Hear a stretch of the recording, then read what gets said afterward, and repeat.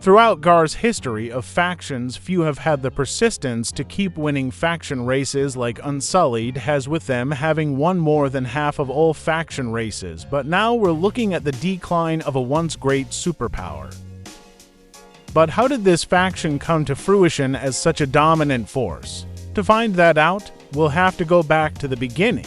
It was January 27, 2024 when Viking Law released the first version of the faction update. Immediately, factions such as the Empire, the Electromites, and TFST filled the top spots, but it wasn't until February 8th when High Command members Eager and Americans started advertising the Unsullied. Instantly, people flocked to the faction due to their decent morphs and widespread propaganda. While the Windux warriors reigned superior overall in the first faction race, the Unsullied were secretly preparing for their time to shine in the second. In preparation for the second faction race, which would take place on the 13th of February, Eager had the first 6 staff promoted, and then it started, with the distribution of Robux in the second faction race rewarding those who got the largest amount of faction points the most. People were instantly motivated to become one of those top contenders for the Robux. With so many new members joining due to it being the #1 faction on the leaderboard, more ranks had to be added.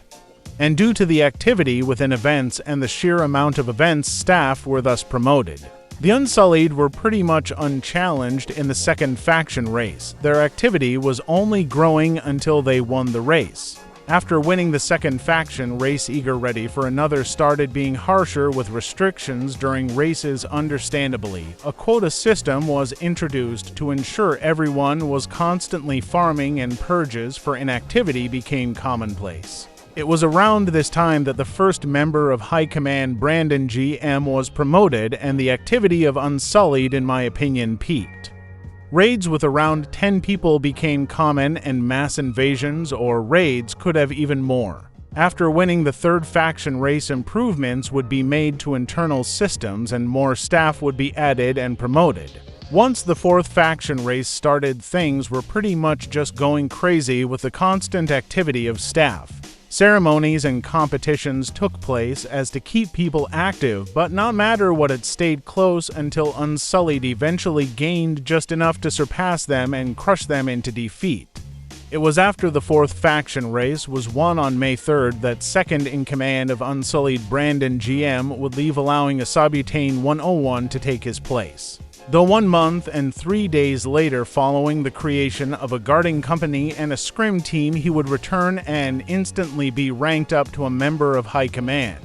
Following this, the fifth faction race would begin, with Shield immediately getting hit with a 8,500 point penalty for botting, and Unsullied would win pretty swiftly.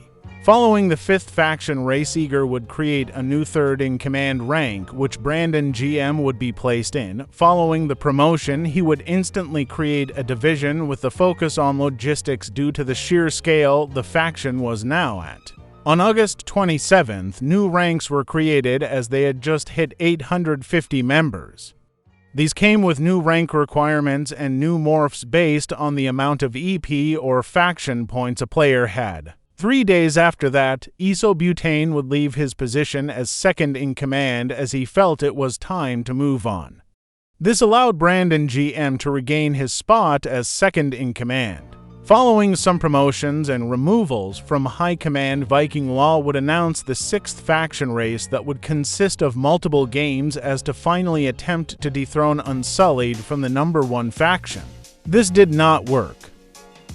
Following their victory in the sixth faction race, second in command of Unsullied, Brandon GM would once again leave the faction since he got bored, allowing Carenter to take his place. It was at this point when Unsullied finally began to stagnate in new members, something that hasn't happened in its entire history. And then 1 month later, the December faction race was announced, and for the first time in Unsullied's history, they placed second in the race. And now, with a common sentiment among its members that the faction has died and the owner discharging from their high command position in GAR as of the creation of this video, I think it's safe to say Unsullied has officially died. May we remember it for the active behemoth of a faction it once was.